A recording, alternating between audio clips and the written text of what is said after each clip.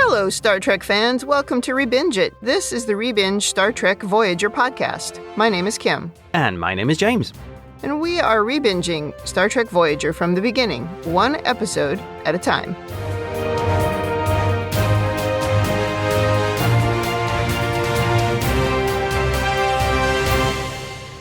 Welcome back to the podcast. Today, we are on Season 3, Episode 19, Rise.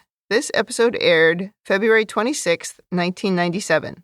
Before we get into this one, anything to say about last week's ridiculously terrible episode? Darkling? That was the one where the doctor couldn't act, got possessed, Jekyll and Hyde, Kes as a boyfriend. Terrible. Yeah, that one was a little weak.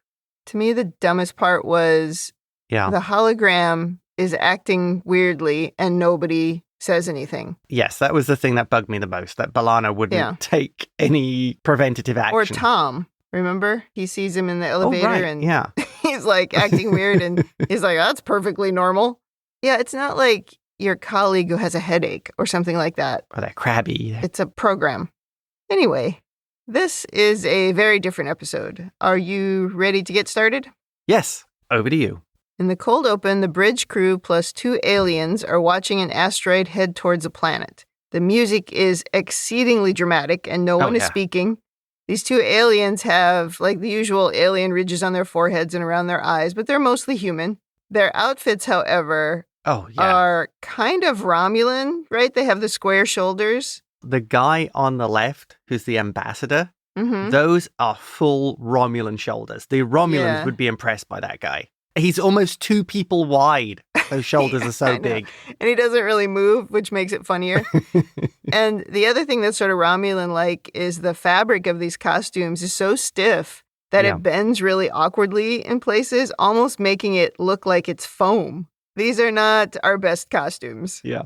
But they are memorable. I wonder if this race, like the Romulans, your stature within the hierarchy of government is determined by how wide your shoulders are. I'm sure. According to you, yes, that is that is canon of Star Trek, according to James. I guess that makes it headcanon. Janeway steps dramatically forward as the asteroid approaches the planet on the view screen, and she says, "Fire." And we expend a photon torpedo on this asteroid, by the way, blowing it into bits, but everyone is surprised that it isn't completely destroyed. Fragments are now headed to the planet, and one of the aliens says he knew this wasn't going to work. That guy, right. 100%. We know that guy. Big drama as we see 2 of the asteroid fragments slam into what looks like the California desert, and we go into the opening credits. And this was a great example of a little bit of 90s TV digital effects here. Oh, yeah. There's a lot of that in this episode. You just have to deal with it. Accept and move on. Yep. After the credits, we learn the fragments have landed in a sparsely populated area, causing shockwaves and dust clouds. They've only got 6 hours until the next asteroid is going to hit, and that one is headed for a more populous area. The skeptical alien dude says we should just evacuate instead of play this game, because at least 12 more asteroids are headed towards the planet. Yeah. We get a call now from the surface of someone asking for the ambassador. That's the other alien who hasn't said very much, but has the big shoulders. The dude calling from the planet says he's analyzed the debris and has discovered disturbing evidence that the asteroids are not what they seem. They contain artificial material. But before he can say much else, we lose the transmission. We learn this is Dr. Vadum, the planet's most prominent astrophysicist, which makes me laugh because this guy looks like a TV star, not an astrophysicist, but I'll allow it. Well, maybe this guy as well also runs the most popular breakfast morning show on the planet. I don't know. He just looks like a TV star. It's quite funny. If Denise Richards can be a nuclear physicist, this guy can be an astrophysicist. No problem. Oh, yes. One of the less memorable Bond movies. Janeway asks Tom if we could send down a shuttle, and Tom says it'll be bumpy, but it's possible, like taking off in a thunderstorm out of Denver. Yep. Just speaking from recent personal experience, taking off when there were tornadoes around the airport. Sure. Always fun. The skeptical alien wants to start evacuating rather than look for Vadum, but the ambassador says he's not prepared to give up. So Janeway tells Tuvok to assemble 3 rescue teams and head to the planet. And we're also going to beam some samples of the asteroid on board to analyze them. Yep. But I'm not sure where we're getting those samples because they said they destroyed all the fragments, except for 2 pieces which hit the planet and they can't scan the planet. Okay, headcanon here. Mm-hmm. Maybe he meant they destroyed all the pieces that can actually reach the surface. Because there'd still be a lot of potentially smaller pieces which would just burn up in the atmosphere as they re-entered. I gotcha. So they could pull those pieces in. Yeah, that makes sense. It's great the way Janeway is just all in. Yes. There's no pausing. She's like, okay, we're sending 3 shuttles. We're on board with this. I am committed. I have a note later in my notes, towards the end of the episode, I think, where I've noticed when Kate Mulgrew is not really in the episode, what she does with Janeway is she leans really heavily into Janeway's confidence. She has got the hands on the hips and every statement is just emphatic and that's, just what you're describing. Also, I wonder as well, maybe I'll mention at this point, was shooting the asteroid the best way of dealing with it? Or is it just Janeway likes shooting things? Well, I had that same thought, shouldn't we be trying a tractor beam or something to get it to change its course? Because why are we wasting photon torpedoes? We don't have that many of them. And I believe on the ships there's something called the deflector dish. That's true. We use that for everything. Why not for this? Why not deflect it? Yes, and it's kind of in its name what it does. Well, especially since the skeptical scientist, whose name we learn later, but we don't know it yet, he says this is exactly what happened yesterday. They tried it already. So why are we trying the same thing? I guess Janeway's confident her weapons are better or something, but it's no, I don't, I'm right with you. Neelix now enters sickbay asking for analeptic compounds because he's joining the rescue teams as part of his Starfleet training. Yeah. Neelix is acting, I would describe it as quite squirrely, because he's nervous about being on Tuvok's team. So he's really anxious. He's kind of jumpy. He can't get his backpack on. I think he may have already taken some of the medical supplies before he went into... Not the right ones, because I think the doctor suggests a tranquilizer. Yeah. But Neelix says whatever he does, he can't seem to please Tuvok. And the doctor says Vulcans are notoriously difficult to impress. Yeah. He suggests that Neelix try to restrain his enthusiasm. And remember, you are there to observe and learn. Just a small spoiler, Neelix does not follow this advice. I think at one point he says, I'm just here to observe and learn, but he still doesn't do it. I think it's within the very nature of Neelix to get involved. Yeah. I also think that when you're used to being the only person on your ship that you rely on yourself, you always have to be the one who is coming up with ideas, you have to fix everything. Yeah. I think that too would impact him in this situation where he's sort of back to, not just him, but just a couple people on a small ship. And so he's going to get into his old habits. That's a good point. He isn't used to relying on a team. He has to do everything himself. Yeah. Wouldn't that be a good thing to have when there's only 2 of you on an away mission? Yeah, totally. I do think that's kind of the point in this episode that we eventually get to. Yeah. That Tuvok can't just only listen to himself and his own ideas. But yeah, I think so. Now to the shuttle with Neelix, Tuvok, and the skeptical alien, and we are indeed having a very bumpy ride. So it's the flight into Denver International Airport. Yeah, like every normal day flying into Denver is so bumpy. Now, I watched this episode twice, and both times I thought Neelix called this guy Mr. Spock at this point. I was like, that's weird. His name is Spock. But the closed caption said his name is Mr. Sklar. Yep. The shuttle, at this point, loses power, starts to crash. You know where we're going. Up on Voyager, they lose contact with Tuvok's shuttle, but Chuckles doesn't seem to really be too concerned. He's like, we'll get him later. Yeah, we've lost another shuttle. There's only 30 left. I really thought that was funny. Maybe they have all the shuttles are flat packed. Oh, maybe. So they actually have a bay just full of flat pack shuttles and they just assemble them when they need them. I mean, I think that's sort of what modern Star Trek implies, that we just make another one. It's not that big of a deal. Well, that was the cool thing with the Protostar. You could just fab one. Yeah, but it does have a warp core of some kind. Yes. So they got a box of those? Box of mini warp cores? They got another bay just full of shoebox warp cores. Yeah. Well, B'Elanna reports that they've got the fragment from the asteroid on board, so Chuckles and the ambassador head to engineering to have a look. Down on the crashed shuttle, where we should all be dead because we weren't wearing seatbelts. Inertial dampeners, that's all I'm going to say. Okay. Everyone is waking up to a constant banging on the shuttle door. Tuvok is the first up, and he opens the door to find Dr. Vadum, a.k.a. the guy we said it would be impossible to find. We basically crashed right into him. That is impressive. Yeah. You crash land and the doctor is right there. Yes, so we find Vadim and his beefy acquaintance, who he calls Hanjon, who's a miner from the nearby Galasite excavation. Maybe they crashed near his studio where he runs his morning show from. Oh, maybe. Sklar, remember, this is not Mr. Spock. No, not Mr. Spock. But the skeptical alien, he asks what Vadim's info is on the asteroids, but Vadim says that's classified and he'll only tell the ambassador. Tuvok says all systems of the shuttle are offline. Warp drive, impulse engines have been destroyed, so we're stranded. And again, I'm wondering about the warp core. I mean, Voyager's warp core is so big, I guess you just need a tiny one for this little tiny shuttle in a shoebox. Yeah, they don't really address how big the warp core is on a shuttle. It's got to be like the size of a coffee pot. Yeah. That's what I'm picturing. And in fact, it sits right next to the coffee pot in the back. One has a door over it that says, do not open. And the other says, coffee pot. Do not unplug. Yes, do not unplug. Well, anyway, they at least need to try and repair comms and send a distress call. Sklar is concerned there's no time for this because the next asteroid is already coming.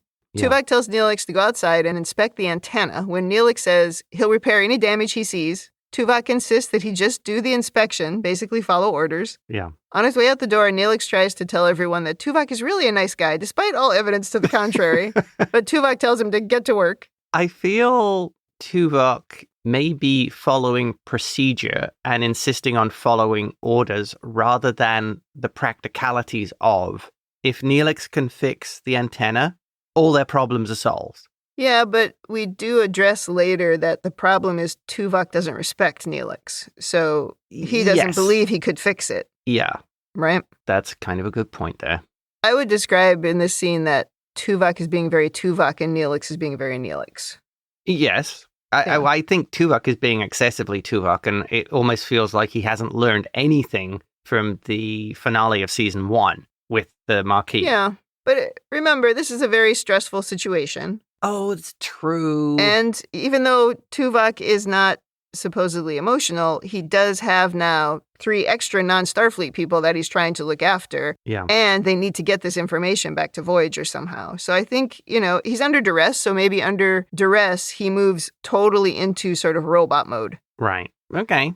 But interestingly, that's more of an emotional response. It is. Yes, it is. I'll be taking no questions at this time. I do feel that this scientist should maybe tell somebody about his findings. Yeah, because you might just die. I guess if he's worried that there are spies or infiltrators. But we're going to learn later, he's got the info somewhere. Yeah.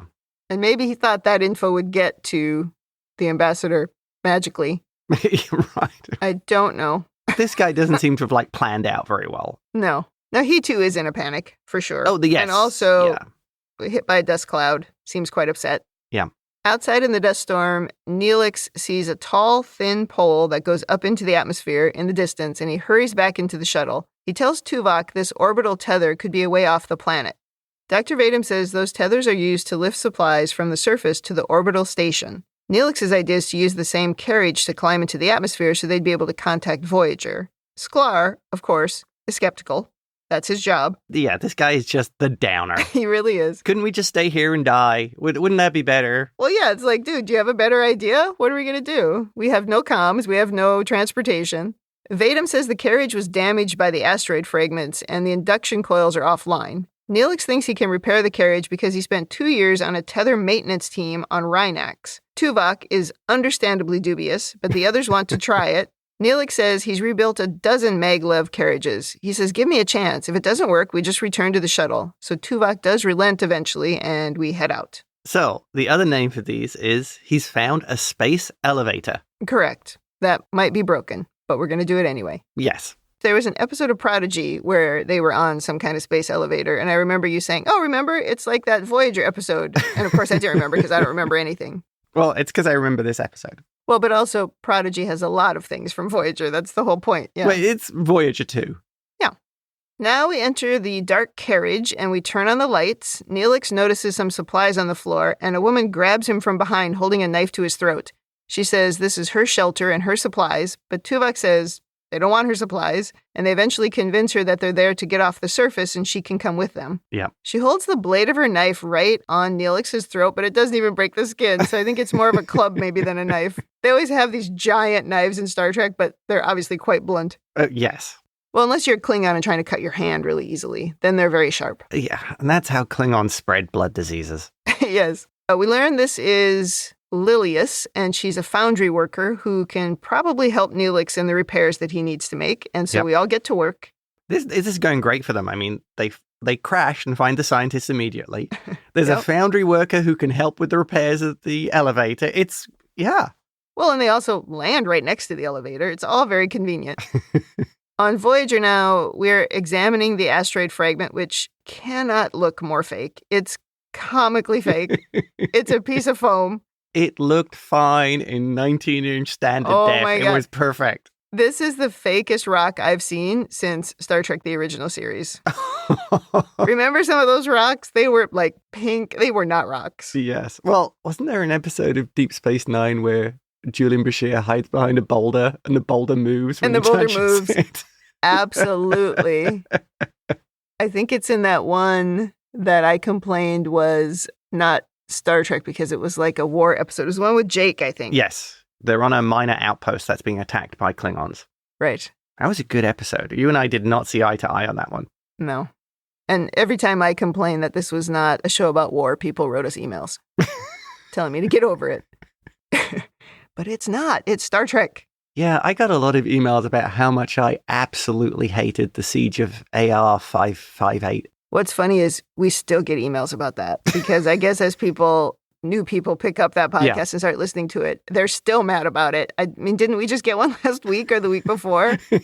Yes, you really touched a nerve with that one. Yeah, that episode really touched a nerve with me and not in a good way. Well, there were lots of people saying, oh, you don't understand what PTSD is like from combat. And it's like that. None of that was the point. The point was they had no tactics. It was just comically stupid. Yeah, right. But anyway, I'm sure we'll get more letters now that we brought it up. Someone else is going to go listen to it and go, oh, you're so wrong. Anyway, we eventually break open this fake rock with some fake hammering, and we discover some electronics that appear to be part of a guidance system. Yeah. And Chuckles tells the ambassador it doesn't appear that these asteroids are striking his planet by chance. Right. And B'Elanna found refined minerals that shouldn't have been in the asteroid. Right. Down on the planet, we managed to bring the carriage back online. Next, they need to repair the oxygen regenerators and the damaged tether couplings. Neelix assists Lilius, the foundry worker, on some work she's doing, and eventually they start chatting. Neelix says he wants to name the carriage Elixia after his sister who died, and Lilius says she also lost track of her own sister when the first asteroid hit. Yeah. Neelix says he'll get the captain to help find her when all of this is over. Tuvok then calls, scolding Neelix for dawdling. He says this isn't time to boost morale, and Neelix's attention should be focused on repairs. And Neelix apologizes. He does make a good point. Neelix's primary focus should be on the repair, not morale. Yeah, I agree with that, yeah. Although, I also feel that maybe Tuvok should have offered a little bit more direction on particular priorities earlier, especially if he's trying to provide leadership and training for Neelix. Yeah. And this should be one of those things of we've managed teams, and there are often inexperienced people on teams who need the direction of what is actually important at the moment. That's true, yes. You can get distracted when you have too many things that need to get done to the point that you're not doing anything, yeah. Yeah, exactly. But this is maybe also an example of a Vulcan not understanding that not everybody is Vulcan. And sometimes a break is needed because they make a point of Neelix needing a drink of water and that he's, hot. And I think resting a little bit is okay. And that's true. And Lilius did seem to be getting a little overwhelmed with everything she was working on. And Neelix giving that pep talk, just communicating with her of, look, you're doing great kind of thing. Logically speaking, it's not necessarily necessary. She should just do the job. But realistically speaking, it's a good way of boosting her confidence when she's feeling overwhelmed. Well, yeah, in a normal team, right, of humans when we're trying to solve a problem together, especially when it's an emergency. That's a great bonding opportunity. Yeah. And if you recognize each other as humans and help each other out when help is needed and support each other when support is needed, you end up becoming a stronger, better team through the crisis. That's how you get out of it. So there's value in it, but I think from Tuvok's point of view, he doesn't understand that there's any value in that. Right. You would just, logically speaking, just work through the task list until it was complete. Yeah. I mean, I think there are humans like that too. They often don't make good managers. No, but they often are managers. Or worse, they're like sea-level people, right? They just don't understand people at all. Final thing I want to mention here is Neelix talks about his sister and how they went hunting Arctic spiders. That just sounds like the ultimate in no.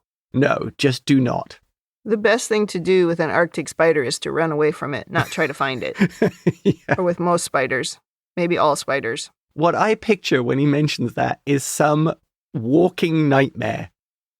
Yeah, it probably flies. Or jumps very far. Oh God, the jumping spiders.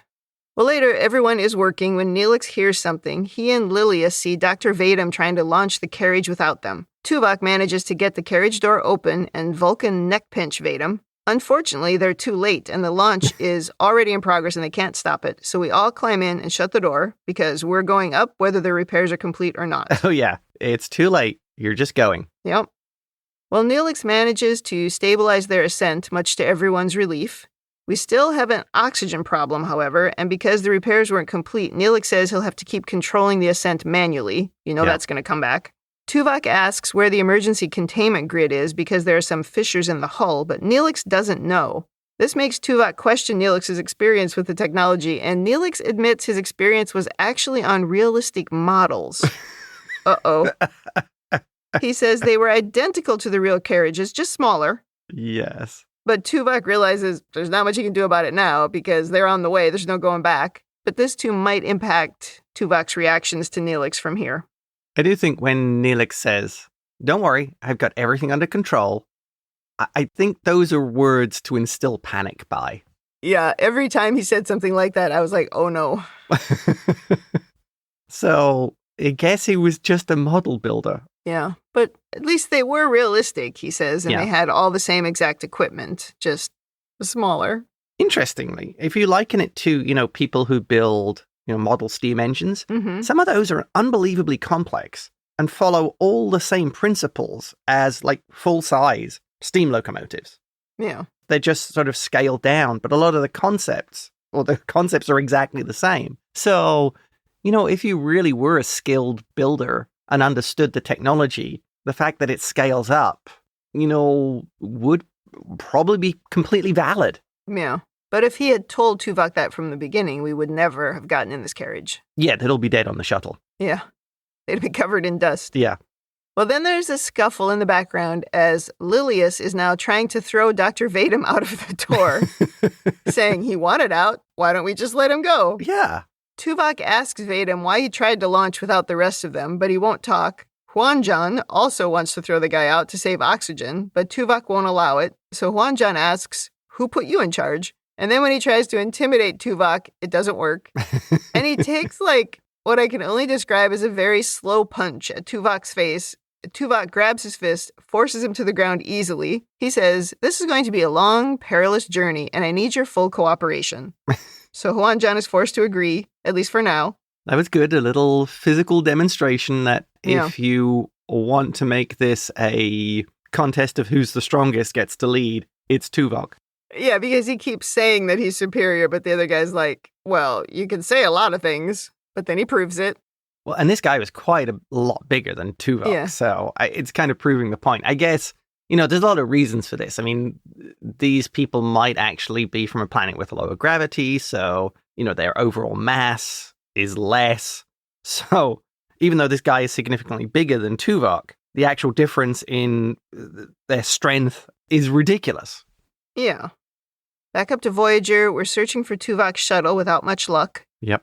The approaching asteroid is huge, over 0.5 kilometer in diameter, and it's moving fast. Now it's going to hit us in 2 hours. So it's speeding up, or has it been 4 hours in between? Suspicious. No, they said it's speeding up. Yeah. On the carriage, everyone is running out of oxygen and struggling, except for Tuvok. Of course. He's injecting everyone to help oxygenate their blood. Lilius is working to increase the output of the one remaining oxygen tank. It's even worse for Neelix because he's only got one lung. Oh my God, that's so true. Right. That always reminds me of Serena Williams when she had a pulmonary embolism and never had full function of her lungs, and she still beat everybody on the planet. I mean, look into it. That's some scary stuff. Neelix realizes now that Tuvok may be the only one left standing at some point when they all pass out from a lack of oxygen, so he says he'd better train Tuvok on how to use the ascent thrusters. But before he gets very far, Dr. Vadim is at it again. Now he's trying to open a hatch in the ceiling of the carriage. Tuvok pulls him back. Vadim struggles to breathe, saying, "Let me out. I need it. There's something out there." When Tuvok asks him what's out there, he says, "The roof." There's something and then he collapses and dies. Tuvok looks around really dramatically saying, Dr. Vadim was murdered. It's like, how many things can go wrong on this stupid trip?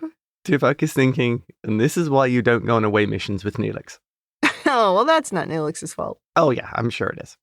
After an ad break, Tuvok says Vadim's water bottle was poisoned. There are not many suspects, but Tuvok says for now we must focus on survival. There is a limited pool of suspects, yes.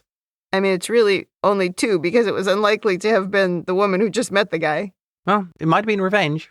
Could have been. As Tuvok argues with Juan-John again about who is in charge, Neelix suddenly says he thinks they should stop the carriage because of what Vadim said. Yeah. He was desperate enough to risk his own life, so Neelix thinks it's worth exploring and someone should go on the roof. Tuvok, of course, does not want to do that. Tuvok will not relent, so Neelix pulls the lever and stops their ascent. Tuvok says he's becoming emotionally distraught and the discussion is pointless. But Neelix says Tuvok is the one being emotional. He's filled with contempt and sarcasm for him. Oh. And Neelix is tired of being the target of Tuvok's hostility. Yeah, oh yeah, he just goes off on him. It's really quite good. When Tuvok says he's mistaken, Lilius says, no, he's not. Every time you talk to Neelix, you're dismissive and condescending. Tuvok tries to defend himself, even saying Lilius is projecting her emotional bias. And Lilius says, wow, can Vulcans ever gaslight? Oh, that's the truth. He says he has no feelings for Mr. Neelix, and Neelix agrees, saying, you're right. You don't have any feelings for me, but you do have feelings against me. He says, for 3 years, you've ridiculed me and made it clear to everyone that you don't respect me, and I've tolerated it because you're smarter than me in many ways, but you have no instincts, no gut feelings, and you don't understand people. I think that is an absolute given. Pretty good. He might understand Vulcans, but not people. Neelix repeats, you need to get on the roof. No one wants to go out, so Tuvok says he's the only one who can breathe the rarefied atmosphere, so he'll go. When Sklar asks what he's going to look for, Tuvok rather sarcastically says he's looking for Mr. Neelix's instinct. He's like, maybe it will have a label on it. Okay, Tuvok. After Tuvok climbs away, Neelix tells Lilius, it's strange, but I really like him. I just wish the feeling were mutual. Oh, poor Neelix.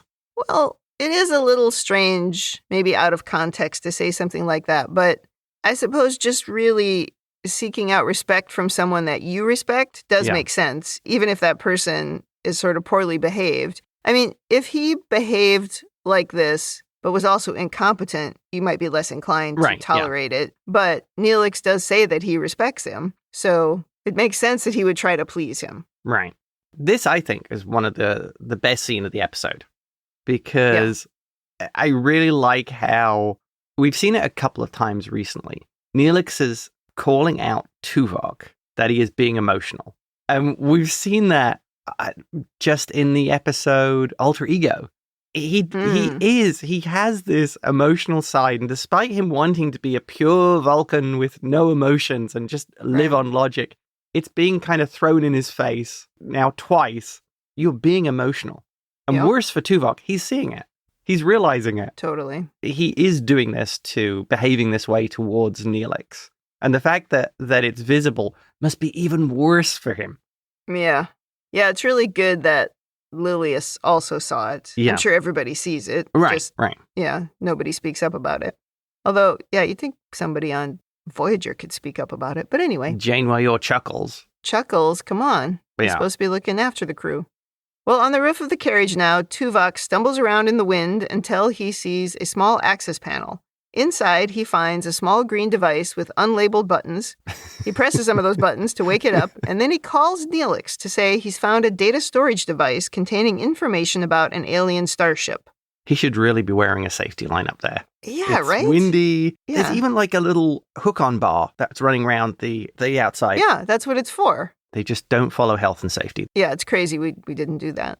Tuvok says he's going to remove the device. When Neelix tells him to be careful, Sklar, the alien who's afraid of everything, opens the hatch and looks out. When Neelix tries to stop him, Sklar kicks him off the ladder and Neelix slams his head hard on a step and collapses to the floor. That was quite a fall. That's cracked skull, you're dead. But then again, I wonder what Talaxian skulls are like. Yeah, they might be quite hard. Yeah. Meanwhile, Sklar climbs out and manages to throw an unsuspecting Tuvok off the edge of the carriage, apparently to his doom. Again, without a harness. Which is why you need a safety line. Sklar then grabs Tuvok's phaser and removes the green device himself, and that green device looks a lot like a Mattel handheld football game from the 80s. I think I've mentioned this before about Star Trek devices. I noticed the rarefied atmosphere does not seem to be affecting Sklar anymore. Mm-hmm. Could that have been an act? Yeah. So he was pretending that Sklar was pretending that he was running out of oxygen like the others. Yeah, maybe. Before we go to commercial, we do see Tuvok is hanging off the side of the carriage out of Sklar's line of sight. Sklar goes back inside with the phaser pointed, saying, Mr. Tuvok has returned to the surface. He tries telling Neelix to get the carriage moving, but Neelix is unconscious. He's even, kicking him. Yeah. Meanwhile, up on Voyager, the big asteroid has come into visual range. Turns out, it's not an asteroid after all. It's a ship with a crew of 2,000 individuals. Yes. Either Harry or Janeway figured out the ship was masking its signature as an asteroid. The ship hails them, and an exceedingly ugly alien says the Etanian Order claims this territory. Janeway points out the planet belongs to the Nezu. Doesn't matter to this guy. He's surprised that Janeway's willing to die for them. He hangs up without much chat. Janeway confidently takes her seat and says, battle stations. Oh, I think you're underplaying it, Kim. The way Mulgrew almost saunters over to the captain's chair. Yeah. Just sort of flops down, crosses her legs, and says, battle stations. It's fantastic. That there is full-on Kirk swagger. That is absolute throwback to original series, the confidence of the captain. Well, this is where I have the note that if she doesn't have much to do in the episode, she leans heavily into Janeway's confidence. Oh, yeah. Yeah, she turns more into Kirk in these moments. Exactly. More than any other captain to this point, she embraces a lot of the things that we saw from Kirk and his confidence and behaviors and his swagger. But she's also the one who had that stupid line about his behavior wouldn't have been tolerated today, right? She's like, I'd have been thrown out of Starfleet. I was like, okay, pot calling the kettle black. Headcanon here. That's just what they tell themselves. Yeah. Well, on the carriage, Neelix comes to, out of sight of Sklar, who's berating Lilius trying to get the carriage moving, but she's like, I don't know how to do it. Maybe you shouldn't have kicked the pilot off the ladder. Yeah, totally. Neelix now sees Tuvok looking through the window, and he climbs to his feet. He opens the main door, causing a lot of things to go flying, and everyone to hang on for dear life. I know it was supposed to be a serious scene, with Tuvok, just poking his head through the window. It was very funny. That was hilarious. Yeah. It looked ridiculous.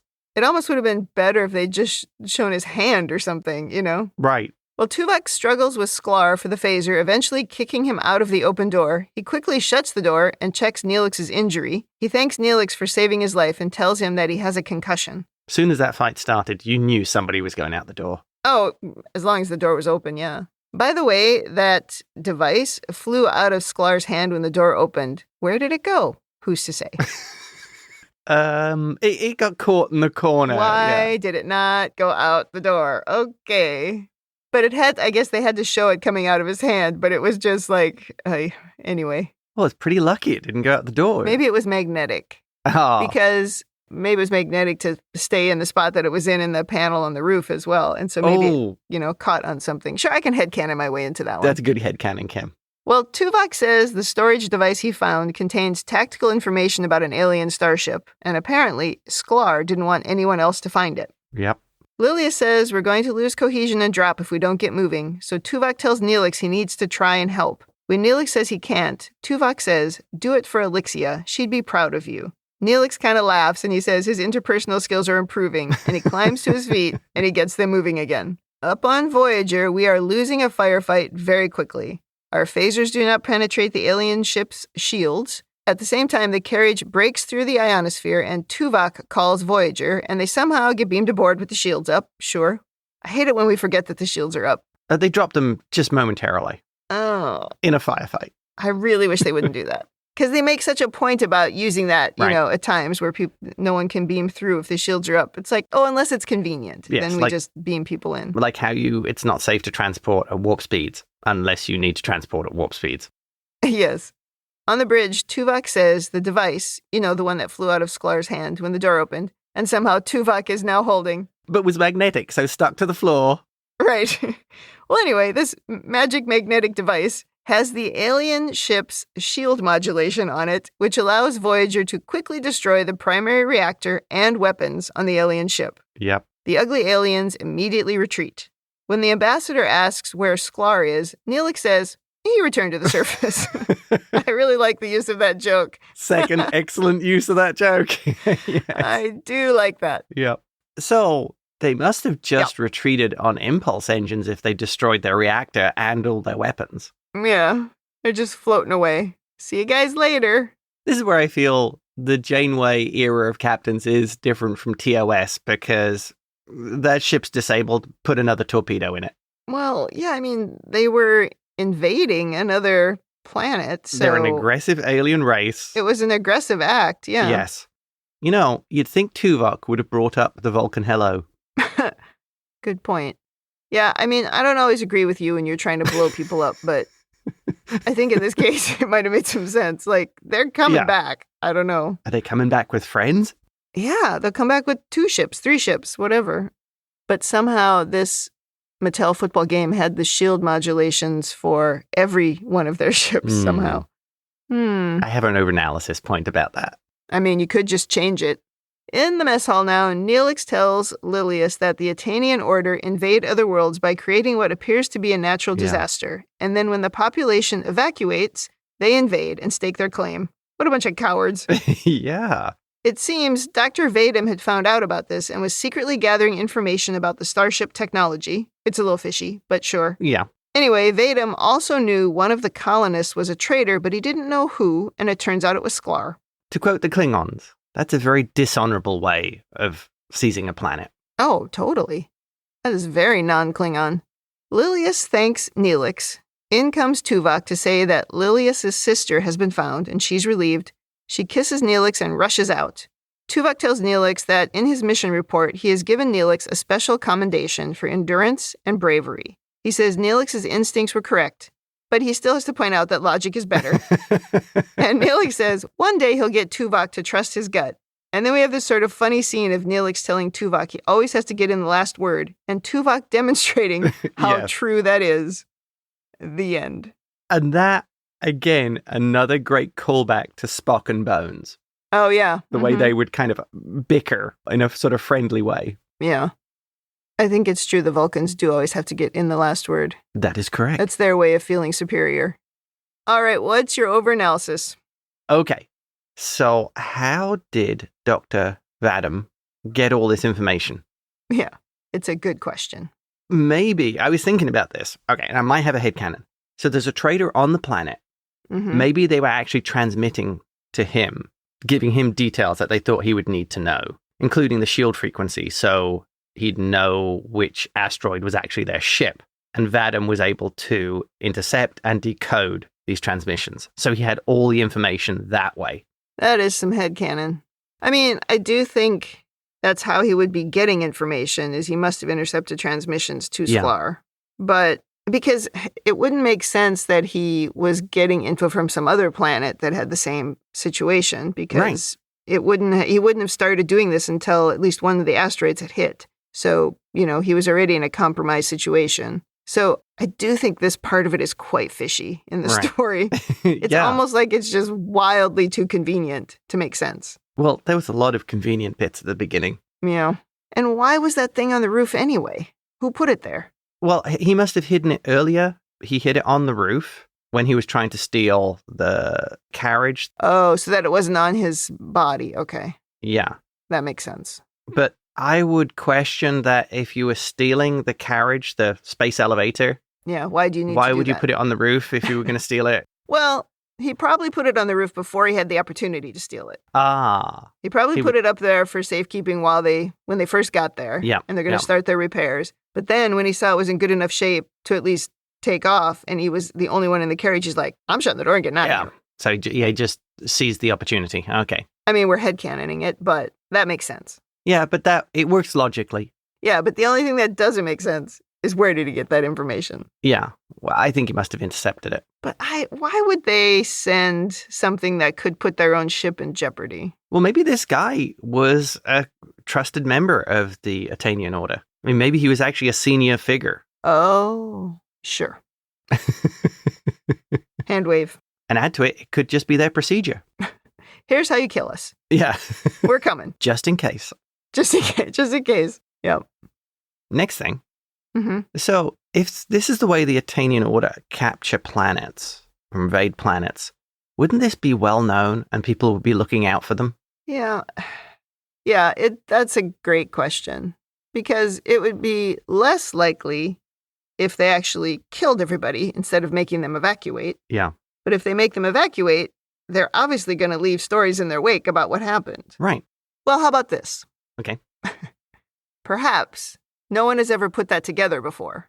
Oh. But Voyager was able to put it together because they were able to contact some other planets or some other people or something, or maybe they'd heard other stories about something similar. So, okay, I could see that. So Voyager just becomes the communications conduit of a number of people suddenly coming together and going, hey. Yeah, exactly. Okay. That happened to me. Yeah. Like maybe they checked to see what other planets these ugly aliens were on. Yeah. And put the pieces together. Yeah. Yeah. Then now the word's out. Oh, they're going to be mad now. Oh, yeah. There's one other bit that leading on from that, which I don't think necessarily makes sense. Mm-hmm. They have one ship, and it's more powerful than Voyager. And Voyager's one of the most powerful ships in this quadrant, in the sector. Yeah, I don't think that part was necessary. Yeah, why were you sneaking around doing this when you have obviously have the technology to come in and kick everybody's ass and take over the planet? Yeah. To me, it would have made a little more sense, I think, from a story standpoint and a way they behave standpoint, if they were very weak, if they didn't have the technology to really fight Voyager, and they relied on hiding in the shadows, hiding and pretending to be an asteroid, and then bombarding the planet and taking over. Or if there were a bunch of small ones attacking or something, and so it was more about tactics than it was about strength. Right. Right? Yeah. I guess it could be just, this is the way that they've always done it. Yeah, maybe they've just gotten complacent. Yeah. This is just normal to them. Right. But yeah, I agree. Every time a ship just so easily disables Voyager, you're like, it shouldn't be that easy, or none of it makes sense. Right. It's a good example of it. And I think my final point is, why did Vadim really need to keep all of this secret? I think he would have said it in the first transmission to Voyager if they hadn't gotten cut off. Oh, because the ambassador was right there. And at that point, he may have thought, oh, the saboteur or the traitor is now the saboteur and has caused this. And so maybe he then got ultra cautious. Right, and maybe he didn't trust Voyager because it was convenient the way the transmission broke down at that point. So, and I guess he doesn't know who exactly the aliens are. Oh, true. So it could be the Voyager Federation rocks up saying, hey, we're your friends, we'll help you. And they're we'll blow these things up. Wow, I don't know why we can't blow them up. Yeah, okay. Thinking about it like that does make sense. Okay. And I have a cat yelling at the door. There is so much meowing in the last episode, the one that's going out tomorrow. There is so much meowing. It's very funny. And I think that wraps up my overanalysis. Well, we talked about almost everything I had in my overanalysis. I had a lot of the same things that you had. But the one thing we didn't talk about is when Tuvok finds the football game in the panel on the roof, why on earth does he call Neelix and tell him that he found it when he knows there's a murderer inside the carriage? I can only assume He did not think the two things were related, which would be a really odd logical deduction. That seems illogical, yeah. Yeah. That I felt was a bit weak. Okay. It made more sense to me that Sklar was looking out to see if he found something. I have a bit of a headcanon here. Yeah. I'm thinking perhaps it's because Tuvok was dismissing the murder as an emotional thing. Either the miner or Lilius killed him in revenge for trying to steal the thing. Trying to steal the carriage, yeah. Right. Okay. And he thought, it was just emotional creatures being emotional from his perspective, not related to finding this device. Yeah, I think that's probably right. But you should be more cautious than that. Oh, yeah. That's why it's weird that every time a Starfleet person calls a Starfleet person, they're on speakerphone. Right. They should not be on speakerphone. There should be some kind of an implant in their ear or in their brain or something that they hear the communication, but no one else does. Well, remember when he called Harry quietly? Oh, that was so dumb. Yeah. And Harry called him back a few minutes later. Yeah, and it's like, ha ha. Yeah. Yeah. Okay. Good answer. All right, let's go to Janeway's leadership corner. My first note says, Tuvok was really being a jerk in this episode. I mean, the thing is, Neelix was trying to tell him that people matter. Yeah. And this is something, it's come up recently in my work life where you can't just say that people matter. You have to lead like people matter. Right. And I don't think Tuvok was doing that. No. And the only way to explain it is to say that he was under stress. And we can't say that because he shouldn't be under stress. Oh. So I think this was just a leadership problem where he was not respecting that not everyone is Vulcan. Yeah. And that's not always bad. And I'll also point out that he seemed to learn that lesson to an extent at the end of season 1. Has he forgotten it? Is he going back? Is he falling back on his old methods? If you should be behaving like a Vulcan. Yeah. It's such a good point because when you see a character grow, you want them to stick with that and not to regress so quickly. But maybe this is part of the episodic nature of the show, that he's got to remain Vulcan. Right. But, I do feel like he's learned this more than once. Now, is he going to have to learn it again from here? Probably. He has some different lessons to learn. My guess. I do happen to think he was right about it being crazy to go up on the roof. I agree. I think he was right there, but it needed to happen for the story. Yeah. But I really appreciated someone sort of standing up for Neelix and pointing out it's not just Neelix, right? It really is you. I thought that was kind of good. And being able to see it so quickly, I think, is also quite important. Yeah. Because it sort of emphasizes the fact that Tuvok is doing this. Right. And I think, too, that maybe they weren't super explicit about this, but part of the reason Neelix had that reaction was because he truly was under stress because of lack of oxygen. Yeah. And he was actually being overly emotional in that moment to the point that he was able to say the things that he really wanted to say. Yeah. Yeah. So I do think Tuvok was right, but it served Neelix's point in that moment. Well, also, though, what you see here as well is Tuvok's reaction to these things is actually correct. Yeah. He does realize, when it's told to his face, he's forced to confront, he is being emotional, he is acting emotional. And I think we saw this at the end of Alter Ego, where he goes to see Harry and he talks to Harry and he's going to teach him the game. And he also is more pleasant to the hologram character. Right. That's right. He says, no, thank you. Right. It's Tuvok actually having to learn that despite his protestations that emotions don't come into his life, he is emotional. Yeah. And I like that about the development of this character, of him coming to terms with the reality of the situation. He isn't the ideal Vulcan, but he's trying to be. And I think an important part, I would think, on a Vulcan's journey is realizing those times when you are being emotional and you are denying it to yourself. Yeah. I suppose in the same way that they try to pretend like the Pon farr doesn't happen and they hide it, this is kind of the same thing. It's like emotions do come to the surface, but we pretend like they don't. Right. We don't talk about it. I think we cracked it. And I like the way at the end he's trying to reconcile with Neelix and recognizing that Neelix did do his job, just not necessarily the way that Tuvok would have wanted to do it. But Neelix was still an important part of the mission, of completing their task. Well, this is the most important leadership lesson that Tuvok needs to learn. It's that not everything has to be your idea or decision. That's why you have other people on the team. Oh, and carried out in your way. And carried out in your way. Yeah, that's sort of the smartest person in the room syndrome, right? Yeah. It's like once you think that and you're the manager or you're the boss, you are doomed. Your team is doomed. The worst thing, I think, in management is to be on the sidelines when it's something you know an awful lot about and you're letting the next generation of your employees do that task or learn that task and carry it out in their own ways or develop. It's hard. Yeah. And to watch that and to only be in, if you like, a mentoring or an instructive role rather than doing it yourself.